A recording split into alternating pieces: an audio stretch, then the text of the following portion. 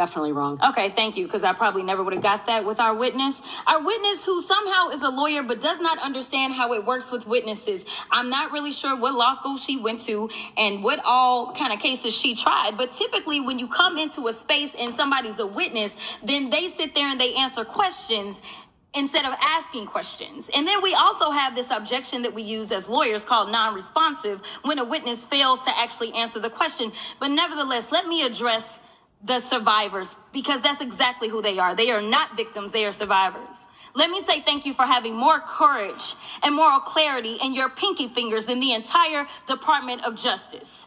We are currently the laughing stock of the world, partially because of the failed leadership within the DOJ, as we see kings and queens falling everywhere around the world. But we don't know the basics of right and wrong in this country, because it's not about partisanship. And that's why I applaud Thomas Massie, because he's the only person on the Republican side that has a backbone and knows how to stand up to corruption.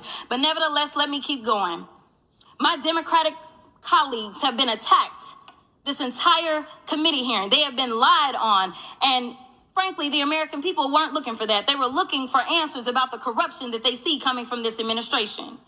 In the written testimony of this witness, of this particular witness, she stated that when she took office, she had two main goals. The first was to end the weaponization of justice, and second, to return the department to its core mission. Not only have you lied about both, you've intentionally done the exact opposite.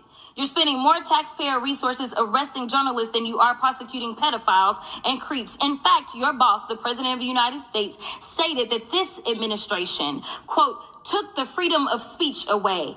And at your direction, DOJ has arrested Don Lemon and Georgia Fort. And I might add that y'all actually had a judge that rejected y'all for trying to arrest Don Lemon before, just like the grand jury rejected y'all as it relates to Senator Kelly, just like a grand jury rejected y'all as it relates to Senator Slotkin, just like the case against Tish James was dismissed and the case against Mr. Comey was dismissed. I completely don't get how it is that you're sitting at the top of DOJ, because you don't seem to be good at your job.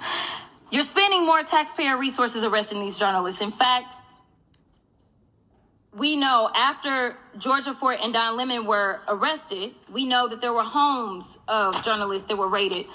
We know that threatened prosecution against students protesting your actions and forced tech companies to remove apps used to track ISIS activities. But let's circle back to you protecting pedophiles and creeps, because I want to talk about the president and his possible involvement with Jeffrey Epstein. Now, I don't know what the president might have done with Jeffrey Epstein, but unlike this administration, I believe that facts matter. So let's talk about the facts.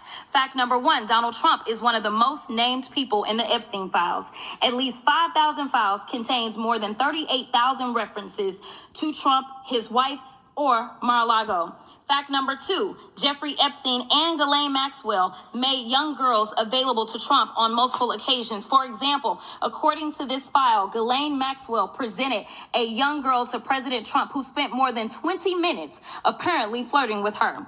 Here's another example. This shows notes from FBI investigators that describe Jeffrey Epstein transporting a victim to Mar-a-Lago to meet with President Trump, where he bragged to Trump that, quote, this is a good one. Now, I'm not saying that the president is a pedophile, but there is a lot of evidence in these files that suggests that he's very close friends with a lot of men who are pedophiles. What's crazy about all of this is just that this is a big cover-up. And this administration is engaged in it. In fact, this administration is complicit. But there are numerous others, like how the DOJ is attempting to obstruct justice in the investigation of the rogue agents who have murdered American citizens, or how the DOJ seized voter data from Fulton County in an attempt to steal the 2026 midterm elections, or how federal agents have Tom Homan on tape accepting a bribe and your agency killed the investigation, or how your agency is ready to give the president a $230 million payday, which is unconstitutional. The Constitution is clear. The president shall not receive any payment except his salary while in office. The fact of the matter is that you will be remembered as one of the worst attorney generals in history. An attorney general who has prioritized obstruction over justice, corruption over the law, fealty to the president over loyalty to the Constitution. And Mr. Chairman, I will yield.